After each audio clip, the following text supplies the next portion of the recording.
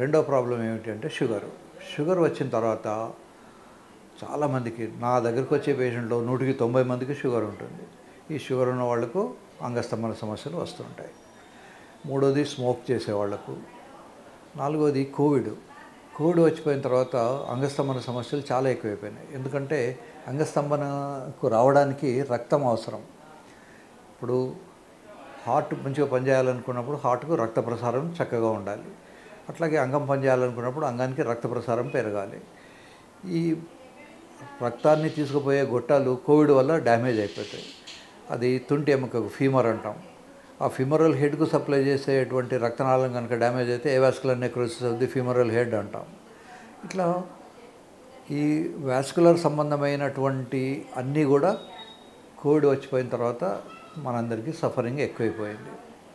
ఒకప్పుడు 50-60 ఏళ్ళు వస్తే కానీ మనం హార్ట్ అటాక్ పేరు వినేవాళ్ళం కాదు. ఇప్పుడు మిత్రుడి పెళ్ళిలో వీడు డ్యాన్స్ చేస్తూ 20-25 ఏళ్ళ వాడు చనిపోతున్నాడు. దీనికి కారణం ఏంటి అంటే కోవిడ్ వచ్చిపోయిన తర్వాత ఈ రక్తనాళాల డ్యామేజ్ అనేది ఎక్కువైపోయింది.